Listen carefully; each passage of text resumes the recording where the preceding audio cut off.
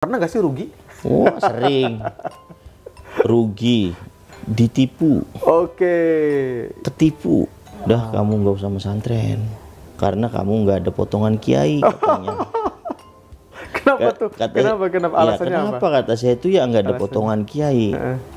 Masa nanti ketika dipanggil Al-Mukarram Sohibul Fadilah Kiai Haji Purnomo itu di telinga tuh nggak enak sekali. Ya, ketika kita sudah saatnya memang manggung naik, ya otomatis kita akan manggung sendiri gitu. Jadi tidak ada sokongan dari bapak maupun dari paman gitu. Kode keras sih. Punya hutang minus 900 jutaan hampir 1 miliar. 900 juta? Iya, saat itu langsung sama Danis kan. Saya doakan semoga kamu secepatnya ketipu. Gitu. Akulah para pencarimu ya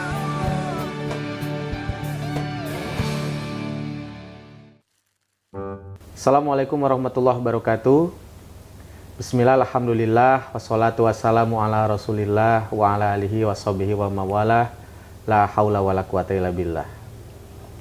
Perkenalkan, saya Agung Prawoto. Saya host dari program Ngopi, Ngobrol Penuh Inspirasi, yang digagas atau diinisiasi oleh LPNU Jawa Barat. Di samping saya sudah ada Ketua LPNU Jawa Barat, yakni Kang Mas Haji Purnomo. Kita akan ngobrol ya terkait bagaimana Kang Mas Purnomo ini sekarang bisa memiliki gurita bisnis yang begitu banyak ya. Kang Mas, gimana kabarnya, sehat? Alhamdulillah sehat, Mas Agung. Ini saya lagi ada di Taruna Beton, Kang Mas ya. Iya, ini betul. ada di kantornya Kang Mas Purnomo. Kang Mas, perusahaan apa saja sih yang sekarang Kang Mas bawahi itu, ada PT apa saja gitu, kemudian bergerak di bidang apa gitu? Itu kita ada 4 perusahaan. Yang pertama di PT Taruna Karya Utama. Itu awalnya jasa konstruksi. Biasa ikut lelang di PUPR dan lain sebagainya. Di tahun 2021 karena kebutuhan beton yang begitu besar, sejumlah 30.000 kubik dari PUPR juga itu? Dari PUPR dan juga bikin precast. Akhirnya saya punya inisiatif bikin batching plan. Oh, batching plan. Oke. Tercetuslah nama Taruna Beton. Itu berawal dari PT Taruna Karya Utama yang spesialisnya Taruna Beton ini memproduksi beton. Kita batching plan dan juga ada produk turunannya. Kita bikin precast. Precast itu ada untuk precast irigasi, tiang pancang, tetrapod, terus kubus beton, unit dan lain sebagainya. Dan juga ada PT Muara Jati. Itu apa juga itu PT Muara Jati? Bergerak di bidang jasa konstruksi, pengadaan. Ada lagi PT Pandita Jasa Prima, itu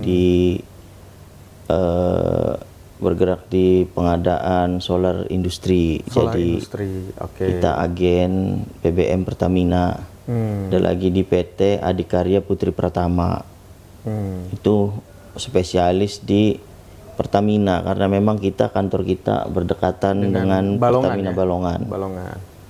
Memang itu ada kerjasama yang PT Adi tadi sama Balongan ya? Ya, sama Pertamina karena kita kan berdekatan. Iya.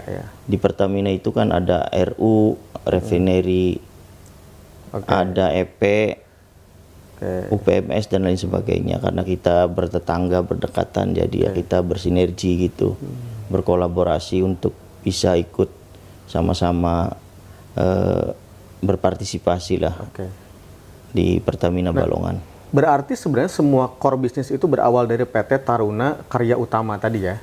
Ya. Itu tahun berapa itu kalau bisa dibagikan? Itu Taruna Karya Utama ya, sejarahnya itu punya orang. Oh, awalnya. Kemudian saya akuisisi. Kepemilikan saham dan perusahaannya semuanya dibeli dan dirombak total. Iya. Akhirnya sekarang berkembang. Dan yang lebih Dominan itu di Taruna Karya Utama itu yang sekarang Oke. melahirkan Taruna Beton gitu. Oke. Itu tahun berapa itu? Tahun 2015.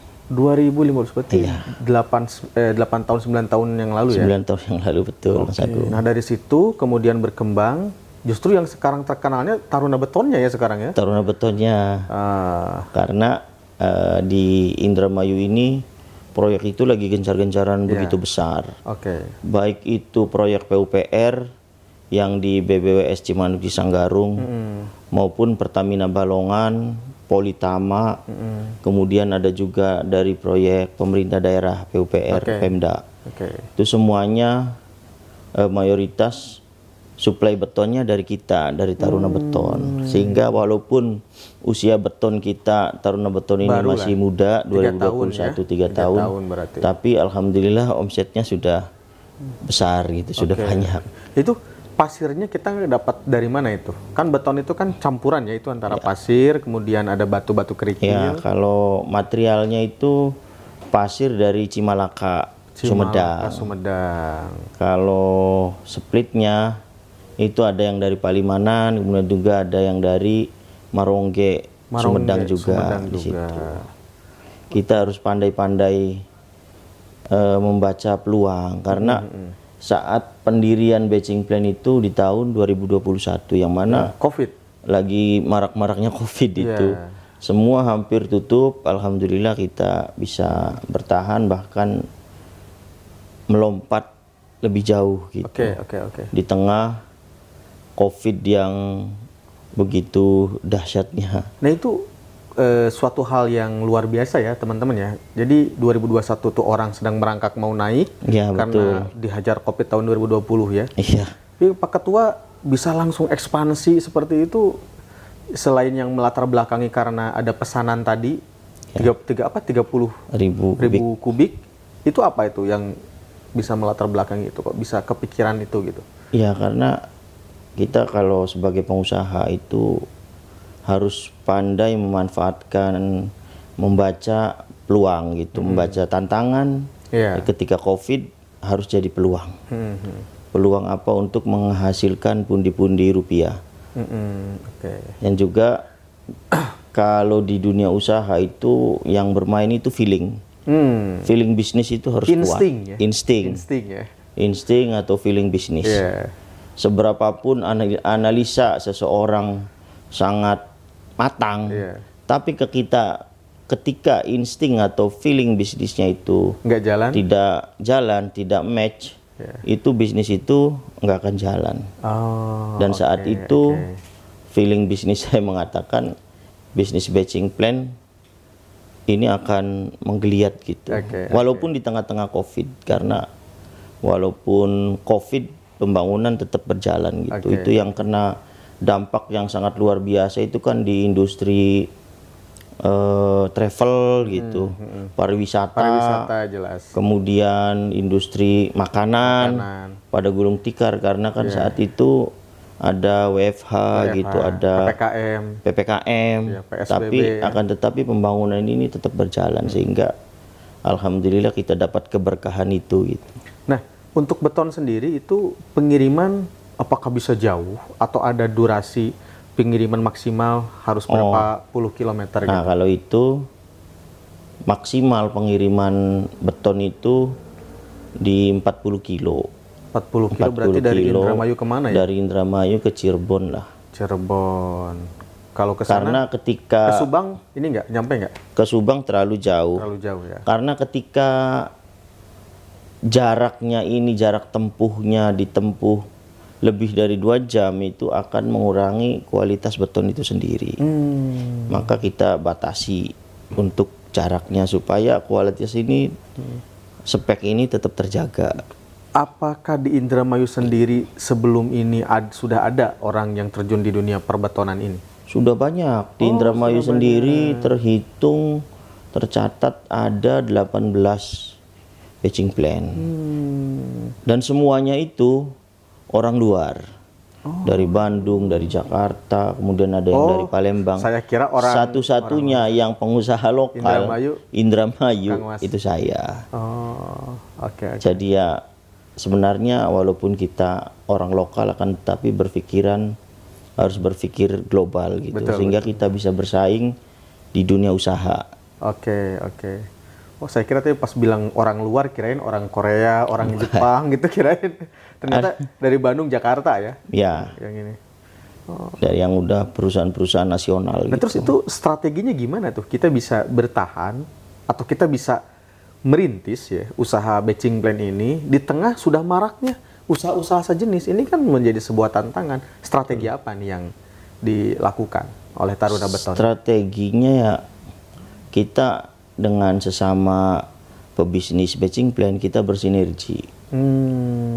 Kita komunikasi dan menganggap teman-teman itu semua bukan sebagai kompetitor, Tapi sebagai tapi partner. sebagai mitra bisnis gitu. Oke. Maka kemudian ketika ada pesanan yang berdekatan dengan batching plan punya teman, Iya. itu kita lempar pembeliannya di sana. Oh, oke. Begitupun sebaliknya, ketika ada misalkan ada dari Nindya Beton, ada dari USI, Iya.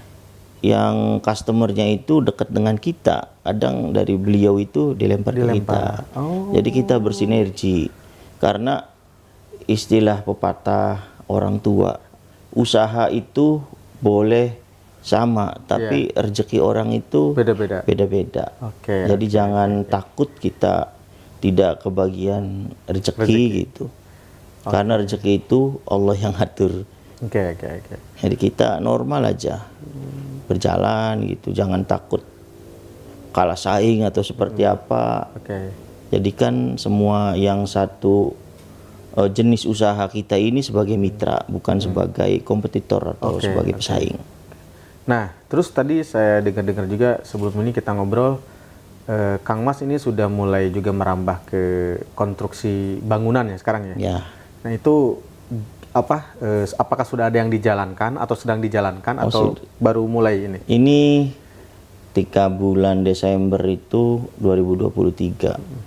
Oh baru ya, Alhamdulillah baru sudah kontrak dengan RNI, Raja Wali Nusantara Indonesia itu BUMN, Ah, untuk membuat kantor dan gudang RNI cabang Cirebon. oh, oke. Itu kita alhamdulillah sudah kontrak, dan mungkin ini baru pengalaman pertama ya kita menggarap bangunan gedung gitu. Karena dari awal saya menekuni dunia usaha jasa konstruksi, spesialisnya itu di sumber daya air. Itu beton apa? Laut ya? Ya, ada di irigasi, sungai, pantai, bikin bendungan gitu, dan juga menggeluti dunia usaha yang baru ini menurut saya begitu mengasihkan, karena kita tertantang, terpacu untuk lebih semangat gitu, kira-kira bisa Oke.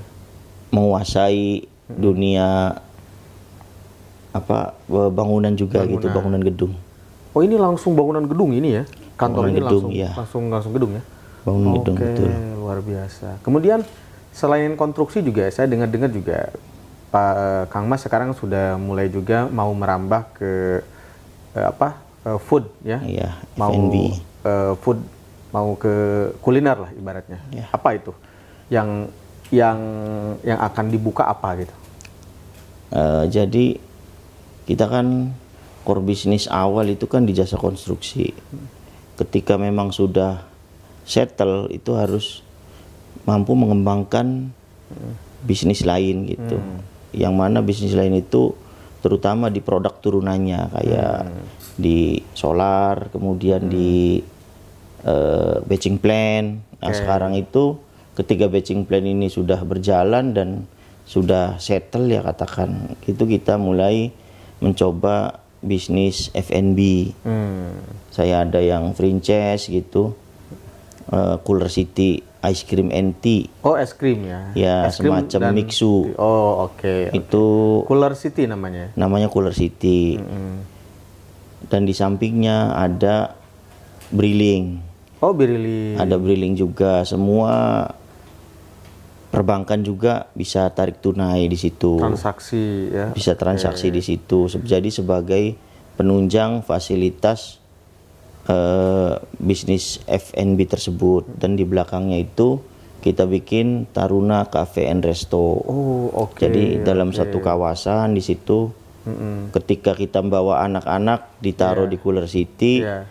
bapaknya sambil ngopi sambil ngerokok di kafe gitu. Oke. Oh. Jadi masih dalam satu kawasan di situ. Oke. Jadi depannya itu es krim sama briling, ke belakangnya itu ada kafe. Ada and kafe resto. di situ, Cafe and Betul. Resto. Jadi itu bisa sekali mendayung 2-3 pulau terlampaui itu. Ya. Orang tuanya dapat ya, anak-anaknya juga bisa dapat ya es Ya. krim.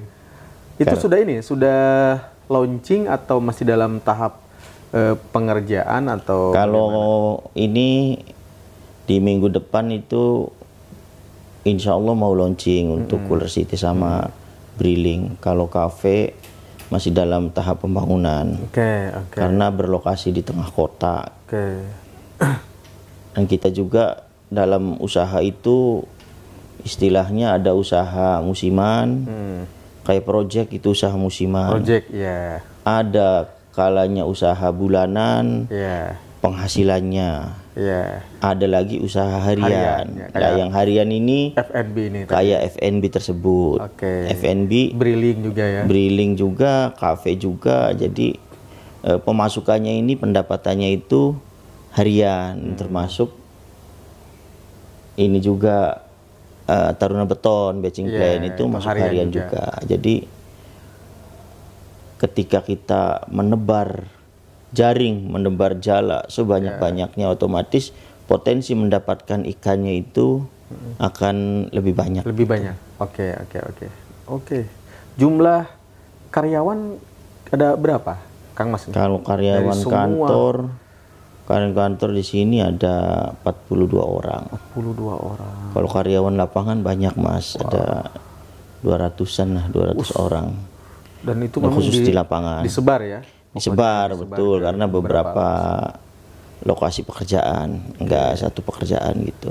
Wih, mantap luar biasa. Nah, apa sih yang melatar belakangi ini Kang Mas ini? Kan kalau saya lihat di CV-nya ya ini, jadi Kang Mas Purnomo ini ternyata lulusan dari kampus jurusan ilmu politik ya. Iya. Ilmu politik, kemudian terjun ke bisnis konstruksi. Ini kan suatu hal yang sangat jomplang sekali gitu kan. Ya. Nah, ini apakah dulu ketika kecil ada hikayat atau ada sejarah orang tua, apakah dulu juga konstruksi atau bagaimana? Bisa diceritakan nggak bagaimana latar belakang Kang Mas Purnomo ini dari keluarga seperti apa, kemudian bagaimana gitu ketika kecil? Kalau gini Mas ya, sebenarnya saya sedih menceritakan ini karena saya itu yatim semenjak masih umur 3 tahun. Oh, 3 tahun sudah yatim. 3 tahun saya sudah yatim. Kemudian setelah ya ibu saya menjadi TKW karena untuk memenuhi kebutuhan hidup keluarga itu ditopang dari Ke negara mana TKW-nya? ke Malaysia, ke Saudi gitu, ke Qatar ya. Oke. Nah, setelah lulus SD saya di pesantren Pesantren di Nadwatul Ummah Buntet Pesantren Cirebon. Cirebon. Asuhan Kiai Fuad Hashim. Bentar, Kang Mas ini berapa bersaudara? Saya 3 bersaudara. Anak ke? Dua. Anak kedua. dari Jadi ada 3 kakak sama Ada adik tengah-tengah ya? Betul. Oke, lanjut. Terus gimana tadi?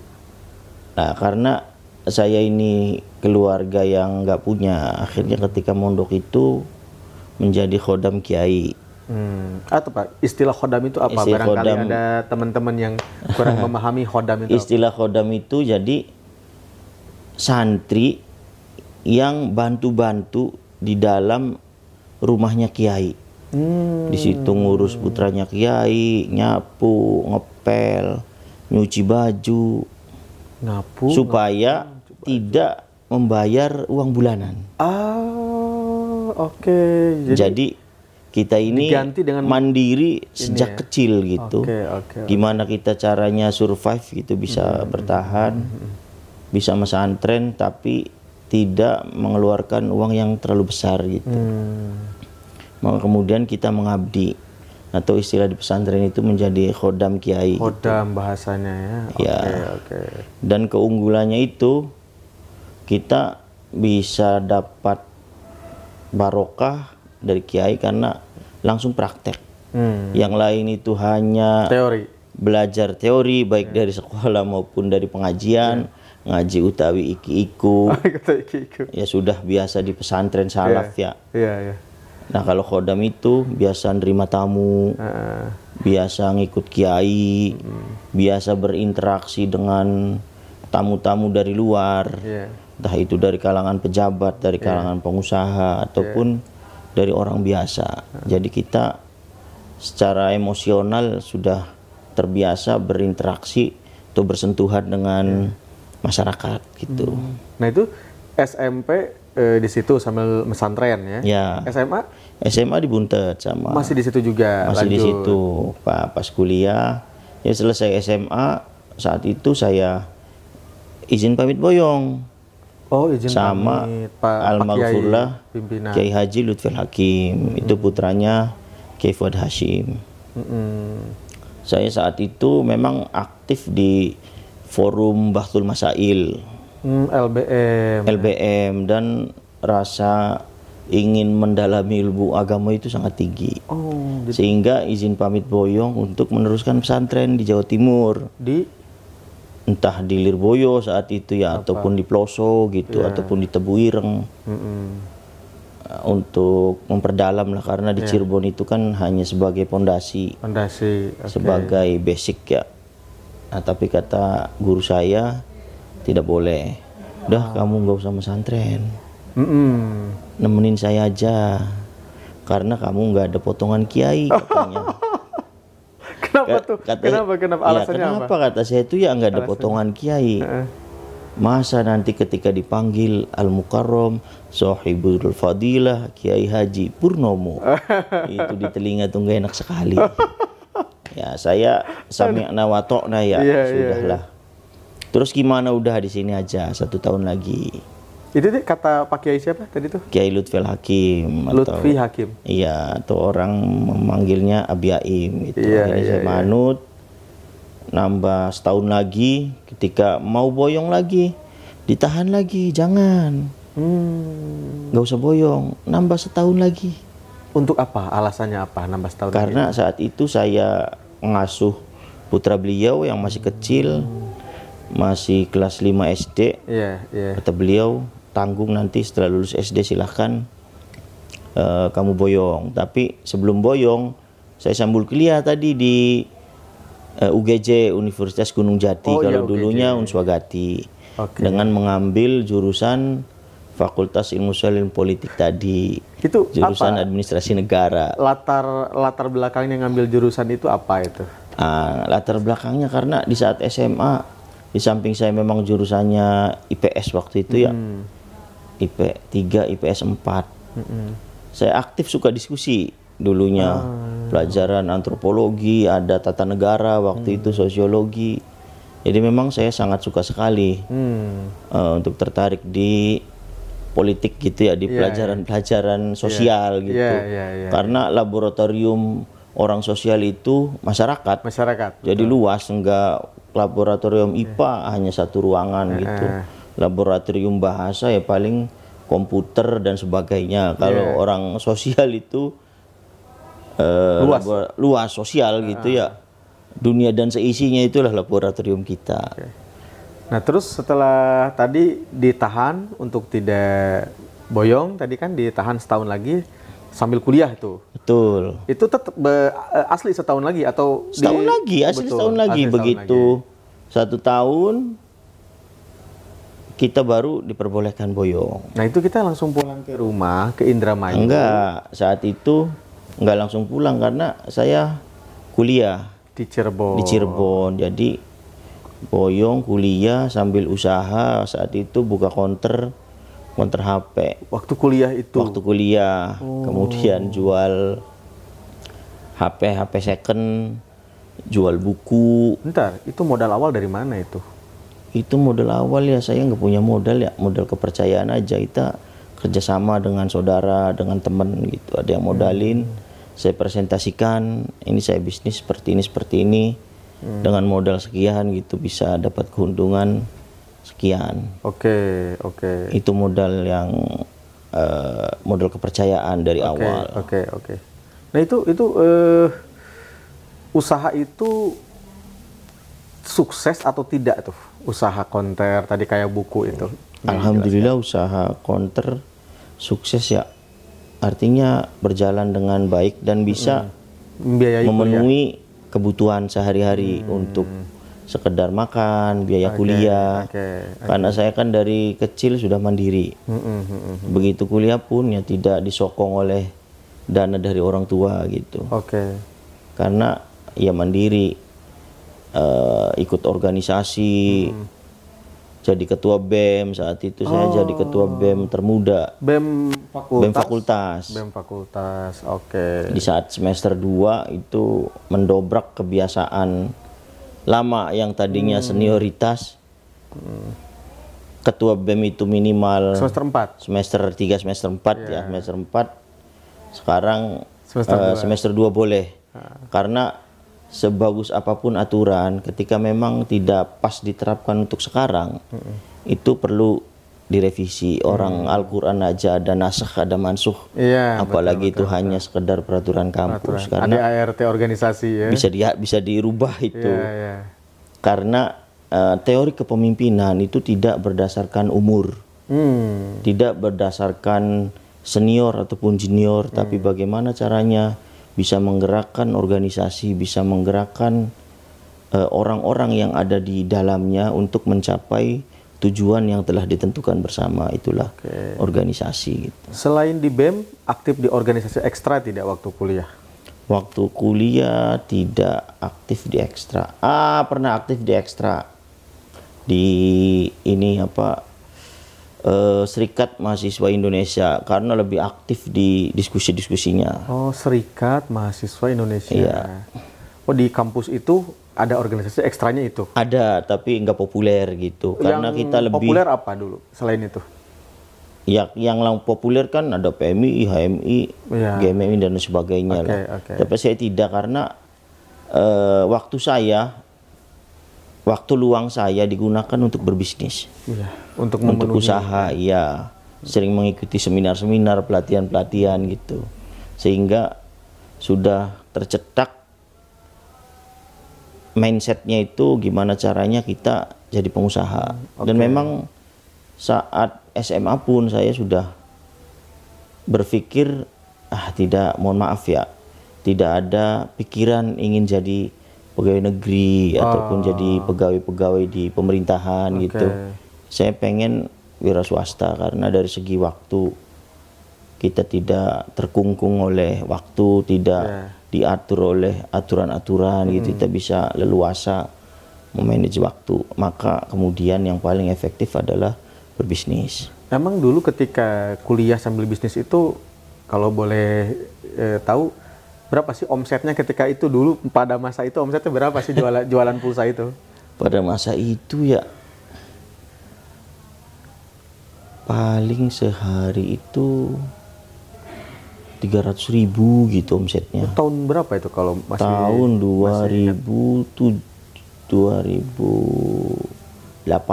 Tahun 2008. Omset 300.000. 300.000 sehari. Kan jual pulsa. Termasuk besar lah segitu ya? Iya, itu pun karena banyak yang via SMS, waktu itu belum ada WA ya. Ngutang gitu. Dicatat kasbon. Iya, dicatat aja temen-temen kan. Iya. Nanti ketemu bayar. Pelayanan yang terbaik lah. Iya, tapi nggak perlu ribet. Yang nggak bayar pasti ada. Ada. Namanya usaha pasti ya risiko-risiko seperti itu tetap ada. Itu gitu. Dari 300.000 itu keuntungan bersihnya berapa itu? Keuntungan bersih yang diterima? Keuntungan bersih 10% paling ya? Iya, pulsa itu ya 10% ya pulsa 40.000 sehari ya? Sehari 50.000 karena kan ada aksesoris gitu ya. Jual juga. Ada casing HP kayak gitu-gitulah. Oke. Itu saya buka persis di depan kampus. UGJ di situ. Lahan cuman paling 2 meter kali 2 meter setengah. Semeter setengah. Ngontrak berapa itu per bulan kita di situ? Kita enggak, itu kan manfaatkan tanah PU ya, ada spasi dikit tuh. Kita Kita enggak ngontrak, enggak. modal bikin bangunan gitu aja. Bikin etalase aja, etalase sama bangunan juga bangunan semi permanen. Permanen. Pakai triplek kayak gitu. Yang penting kita bisa jualan gitu. Kita modal listrik aja paling ya di situ. Ya, listrik adalah karena sekitarnya juga kan banyak orang jualan pecel lele, ada jualan bakso gitu. Oke. Nah, terus tadi selain jual pulsa itu ketika kuliah itu jual apa? Buku tadi apa lagi tadi? Ada jual buku, jadi gini, ada orang jual buku di samping saya. Jadi saya ajak kerjasama. Sekalian udah, nanti saya ngejualkan. Kalau Bapak ada keperluan nggak apa-apa. Yang penting saya dapat komisi lah. Atas satu buku ada yang kasih 3.000, ada yang 5.000 gitu. Buku apa yang dijual? Buku bacaan. Buku bacaan. Buku bacaan, mata kuliah, kemudian ada buku-buku bacaan umum gitu. Berarti ini dia kedai toko gitu atau Bukan kios? toko, buka lapak aja. Lapak juga sama kios juga berarti. Iya, lapak nggak pakai kios dia. Pakai meja. Pakai meja aja. Taruh buku gitu ya, layaknya di kampus-kampus seperti itu kan. Luar biasa. Jadi sekalian saya yang nungguin gitu. Jadi kalau laku ada yang beli, ya saya yang ituin. Harganya kan sudah tertera di situ. Iya. Tinggal Kemudian komisi aja. kasih komisi aja 3.000, ada yang 5.000 per buku. Yang penting kita dapat masukan gitu. Nah, ketika lulus itu posisi biaya sendiri itu kan. Itu orang tua sudah pulang dari kerja di Sudah Timur begitu Tengah saya kuliah, orang tua sudah jadi orang sudah pulang di pulang Indonesia. ke gitu. Indonesia. Berarti beliau sudah kerja di Indonesia lagi lah intinya. Sudah. Itu. Nah, setelah wisuda itu usaha dilanjutkan lagi atau Nah, kita gini, ekspansi? Tadi nyambung tuh. Kenapa backgroundnya pesantren, kemudian kuliah di politik, kok sekarang menekuni usaha di jasa konstruksi ya. Nah, jadi gini, saat kuliah dulu ketika jadi ketua BEM, selepas jadi ketua BEM saya membantu tokoh politik yang ada di Indramayu ini. Ketika jadi ketua BEM? Ya, masuk kuliah. Saya aktif di partai politik, tapi tidak sebagai kader politik, tapi sebagai asisten pribadi. Asisten pribadi. Calon bupati di Indramayu. Boleh disebutkan partainya apa? Atau orangnya Haji Gori Sanuri di sini ya. Saat itu koalisi antara Hanura dengan PD Perjuangan. Beliau ini dari partai PD Perjuangan? Dari Hanura. Dari Hanura. Koalisi dengan PD Perjuangan. Asisten pribadinya saya. Jadi yang menjadwalkan ketemuan dengan si A, dengan si B, yang mengawal kemanapun, yang ikut jadi tim think tank lah untuk mendiskusikan strategi apa yang digunakan. Jadi saat kuliah juga teorinya di kampus, prakteknya langsung di lapangan dengan tokoh-tokoh politik yang ada di Indramayu. Saat itu berarti saya umur 23 tahun itu sudah berinteraksi dengan tokoh-tokoh politik, lobi-lobi ke Jakarta gitu, walaupun saat itu hanya jadi asistennya. Jadi sudah terbiasa di politik nih. Lobby-lobby sudah jago berarti. Sudah biasa interaksi kan dari mulai embrionya sih dari pesantren ya, karena ikut kiai gitu. Menerima tamu, menerima banyak orang gitu. Jadi kan cara komunikasi yang sopan, yang baik itu seperti apa. Itu kan kita diajari ya. Di samping itu kan bekal di organisasi ketua BEM kan gimana caranya mengkoordinir bawahan-bawahan kan struktural, ada sekretaris, bendahara, kemudian ada seksi. Jadi kan kita sebagai pimpinan itu merumuskan pikiran-pikiran besar, kemudian diaplikasikan sama di bawahnya. Nah, ketika itu kalah akhirnya, belum dapat rezeki itu. Nyalon kalah, kemudian dikenalkan karena saat itu kan kenal dengan banyak orang. Akhirnya ketemulah dengan pengusaha yang dari Cirebon, namanya Pak Haji Oyo Sunario. Ketemu di situ, karena ikut tender di Pertamina. Saya ikut bantuin kan, karena saat itu masih muda, saya masih bujangan. Iya, Ikut bantuin, dan menang proyeknya. Tapi saya tidak ikut berkecimpung di proyeknya karena memang saya nggak ngerti gitu. Berarti bantuin secara administratif. Administrasi aja, Oke. bantu-bantu. Tapi itu apa, usaha segala pulsa macam. ditinggalin sudah itu. Usaha pulsa di kampus ditinggalin, saya jual ke temen, geser ke Indramayu, kampung halaman. Buka lagi gitu. Buka lagi. Kita yang Jadi, jaga. Enggak, orang lain gitu. Kita ya manage Kita aja. punya karyawan lah ya. Ya, punya karyawan. Oke. Selepas itu belum ada milik ya, belum berhasil. Kemudian tadi ketemu dengan pengusaha, nah akhirnya nyambung di usaha. Ketika mau ikut tender pekerjaan di Cirebon, itu karena sudah kenal, akhirnya sudah Mas Pur, jadi pelaksana Pak Haji saja. Kalau pelaksana itu yang ngurus lapangan, pelaksanaan pekerjaan dari A Mandor sampai atau apa Z. Bukan, di atasnya mandor, kalau ini project manajernya lah. Oke. Nah saat itu saya tidak punya pengalaman apa-apa dan tidak mengerti apa-apa. Ditawari pekerjaan sebesar 3,9 miliar. Apa pekerjaan apa itu? Bikin sungai waktu itu. Oh, Penanganan banjir sungai. Apa bikin tembok? pancang. Oh, pancang. Di bawahnya pancang ada borvel, kemudian ada meja-meja gitu, ada bikin tembok gitu, bikin mall. Yang saya lakukan itu saya kebingungan ya. Pastinya karena Karena belum ada nggak ngerti pengalaman. apa-apa, jangankan metode kerja, jangankan cara kerja dan sebagainya, menghitung, menggambar itu saya nggak ngerti sama sekali. Tapi ketika ditanya, gimana Mas Pur, bisa nggak? Bisa Pak Haji. Akhirnya yang saya lakukan ya tadi, berkah pernah jadi khodam, berkah jadi ketua BEM. Jadi kan mengorganisir, menggerakkan banyak orang. Sudah biasa ya. Sudah terbiasa. Akhirnya saya cari konsultan untuk mengajari saya. Kita ngebayar dia berarti. Ngebayar dia, jadi ngajarin. Ini gambarnya seperti ini, metode kerjanya begini, bahan bakunya A, B, C, harga upahnya sekian, harga besi sekian, harga beton sekian. Jadi itu diterangkan item per item, satu persatu gitu, sehingga saya paham kan, begitu kebuka, oh iya ternyata kerjanya seperti ini. Untuk saya kerja sendiri ya nggak bisa, carilah mandor yang memang sudah berpengalaman di bidangnya. Akhirnya diterapkanlah,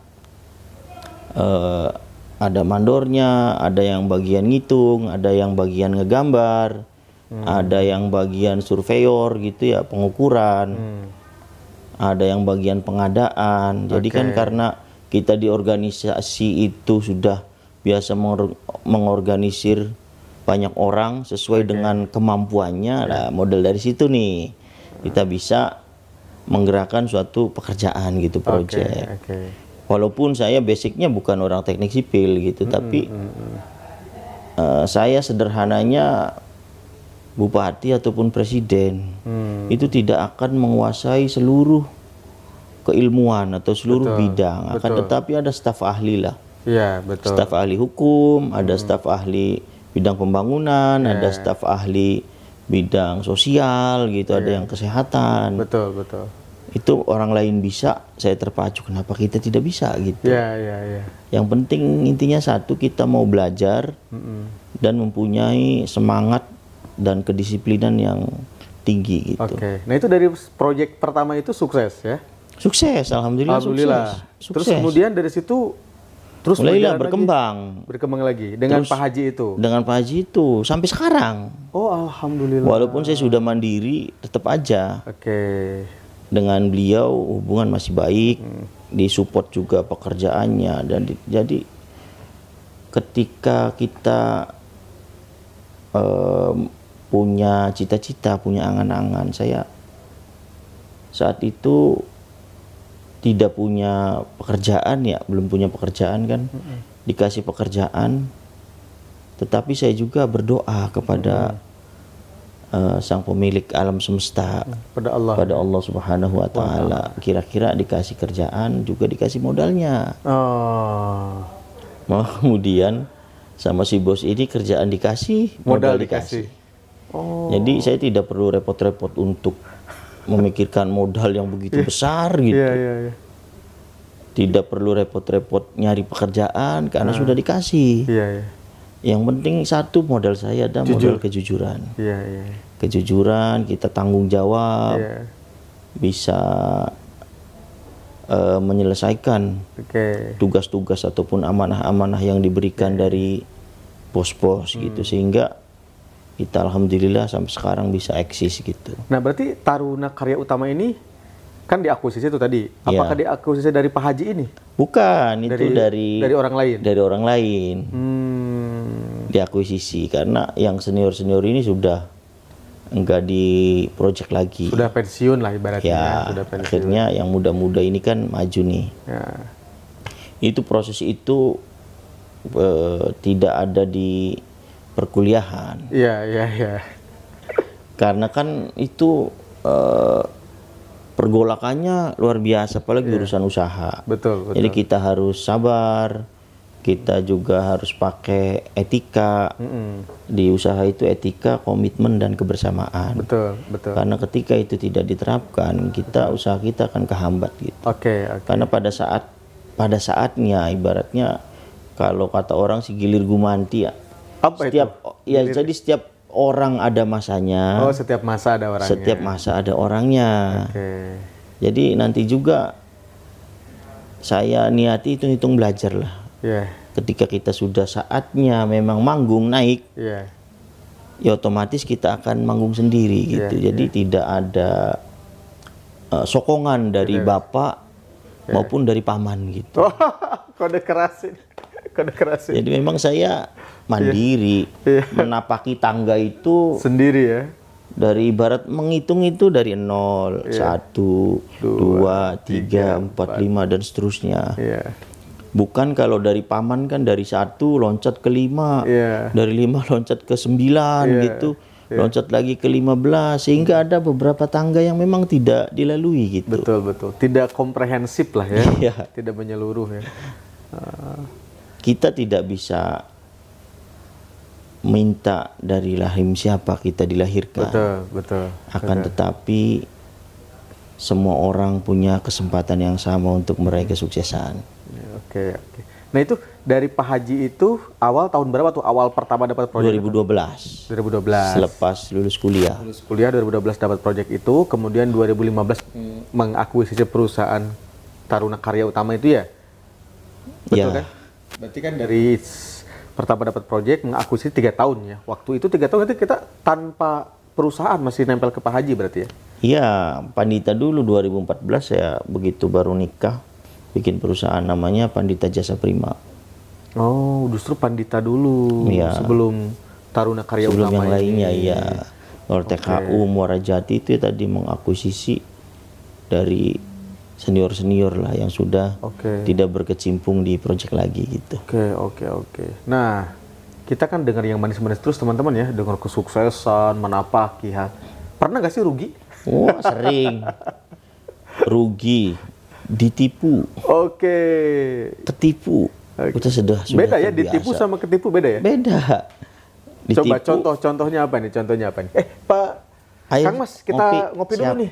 Jadi kebetulan teman-teman, program Ngopi LPNU Jabar ini disponsori oleh A Lot of Coffee, Bandung Coffee House. Kopinya nikmat banget. Mantap.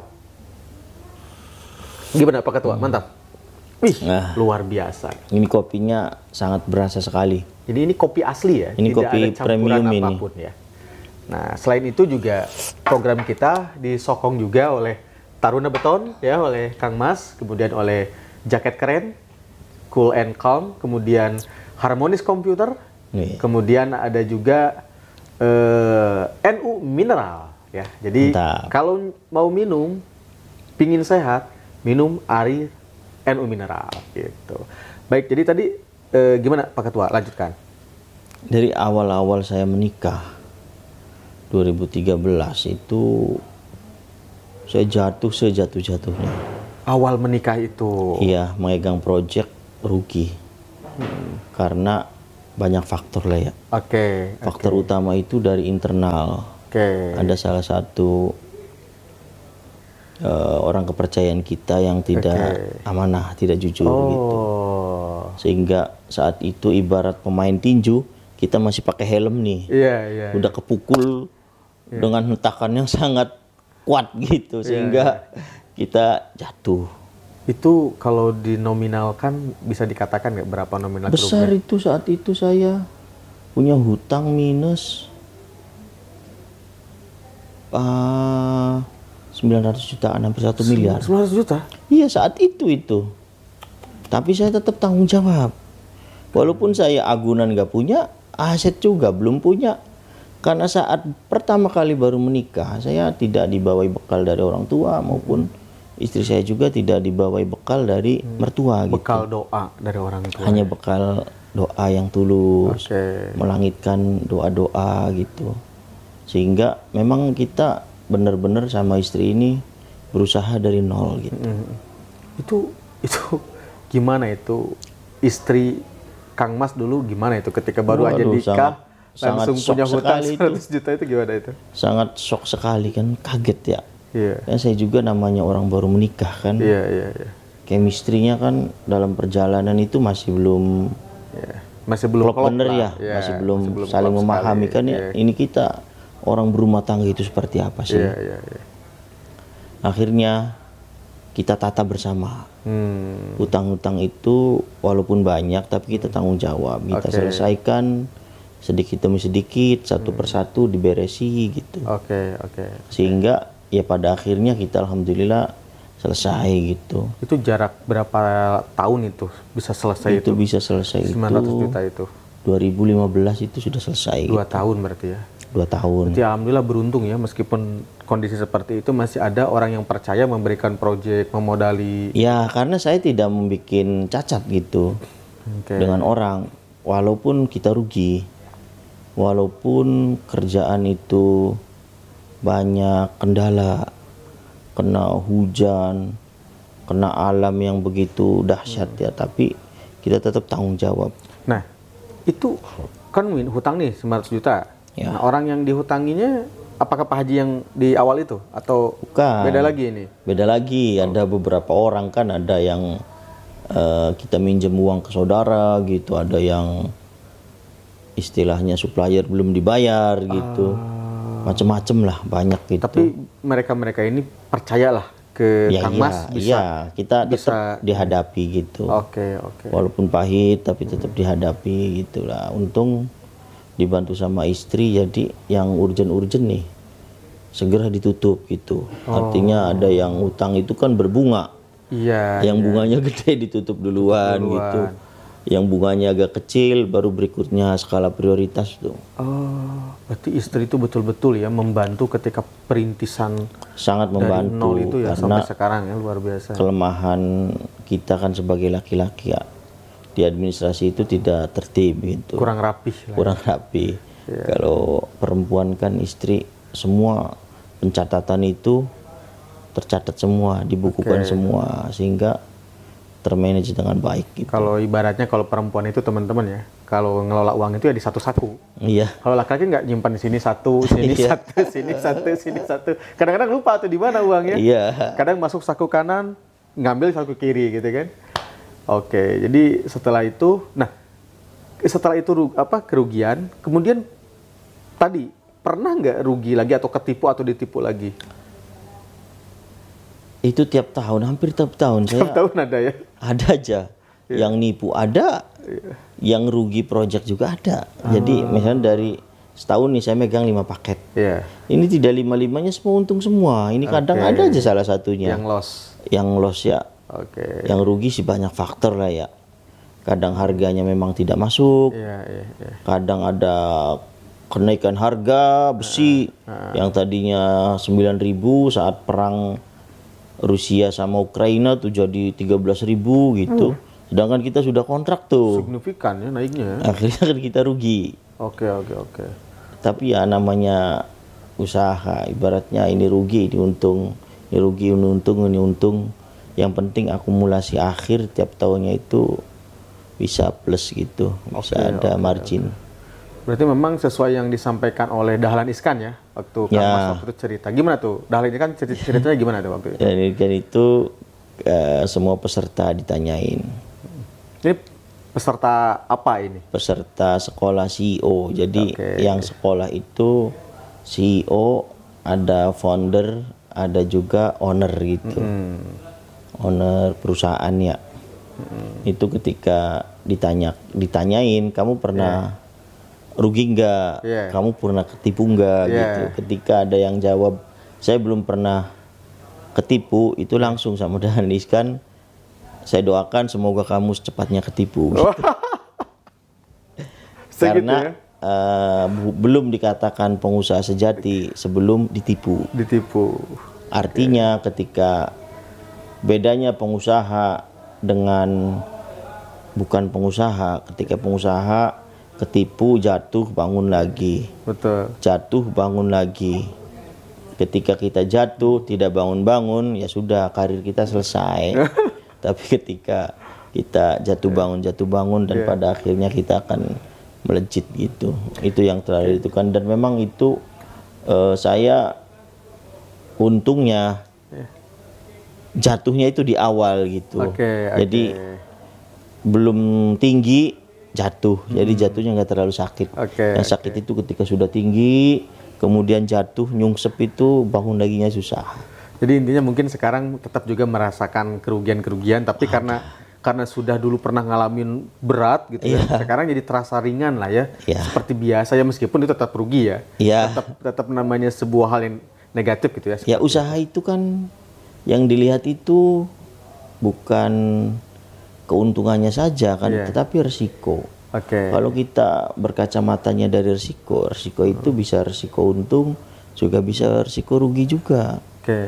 Faktornya kan ada force major, ada ya tadi ada yang tidak bisa kuprediksi, harga-harga yang naik gitu, kemudian juga alam gitu di saat ngerjakan bendung, hujan gitu kan. Ada badai, ada kiriman, banjir bandang. Ya sudah sering sekali menemukan hal-hal seperti itu gitu.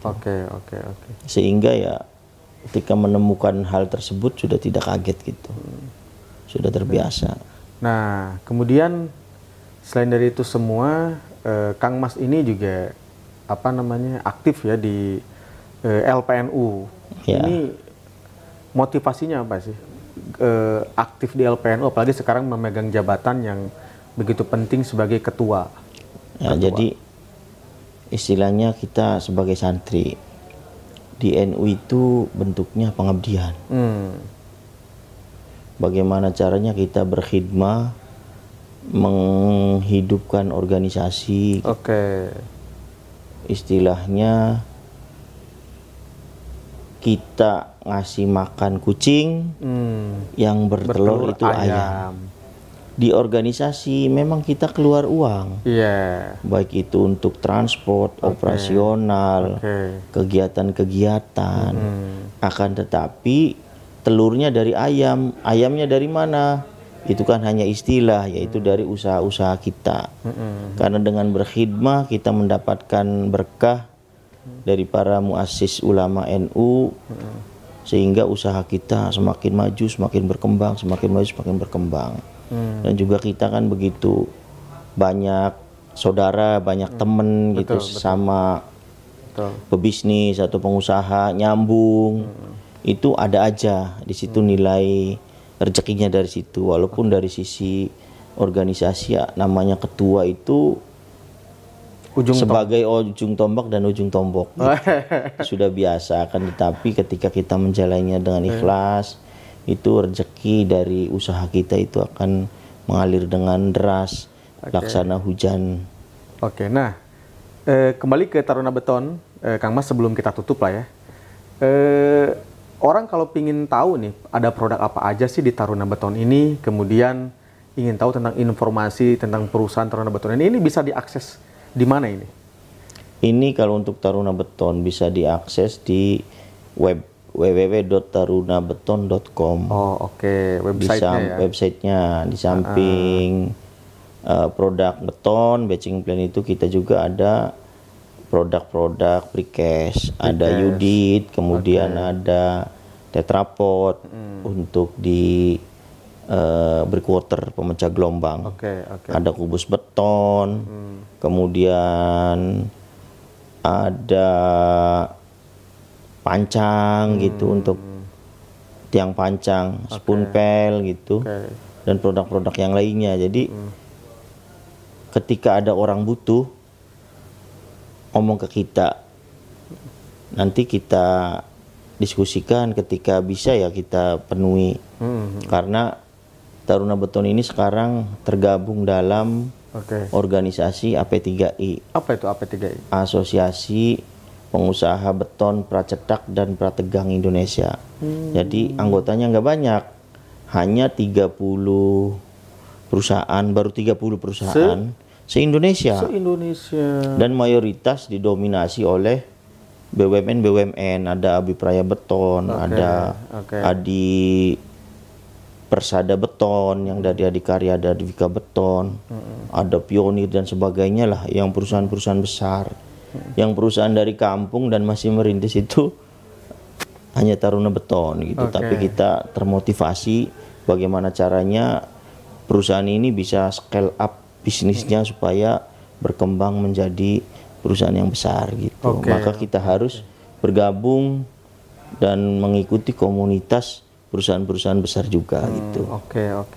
Berarti intinya Taruna Beton ini memang selain dari fokus di usaha juga memang di organisasi juga terus menjalin silaturahmi ya, menjalin terus kita ngikut di Kadin ikut, kemudian di HIPMI ngikut gitu. Kita namanya kalau nggak berorganisasi, kita siapa yang tahu ya, nggak ada yang kenal siapa gitu. Ketika organisasi kan kita mengembangkan konektivitas dan jaringan gitu. Yang penting kerjasama itu intinya harus saling menguntungkan. Jangan ada pihak-pihak yang dirugikan. Win-win solution ya. Ada win-win solution gitu. Itulah fungsinya organisasi gitu.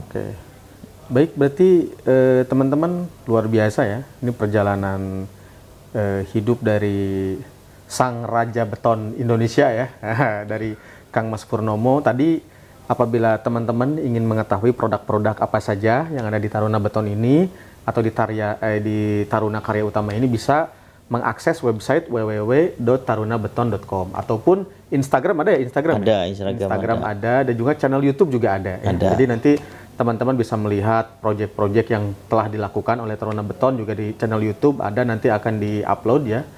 Jadi mungkin itu untuk pertemuan ngobrol penuh inspirasi LPNU Jabar pada episode kali ini. Mudah-mudahan banyak manfaat, banyak ibroh yang bisa diambil oleh kita semua sebagai pengusaha-pengusaha baru. Ya, saya doakan Kang Mas lancar terus usahanya, Kang Mas, sehat selalu ya, dan terus bisa memberikan kontribusi nyata bagi LPNU Jawa Barat. Baik teman-teman, mungkin ini akhir dari acara kita di Ngobrol Penuh Inspirasi LPNU Jawa Barat, yang mana program ini disponsori oleh A Lot of Coffee, Bandung Coffee House, kemudian oleh Taruna Beton, jaket keren, Harmonis Komputer, dan Nu Mineral. Kita jumpa lagi di video ngopi selanjutnya. Walafu minkum, wallahul muwafiq ila aqwamit thoriq. Wassalamualaikum warahmatullahi wabarakatuh. Waalaikumsalam. Luar biasa. Alhamdulillah.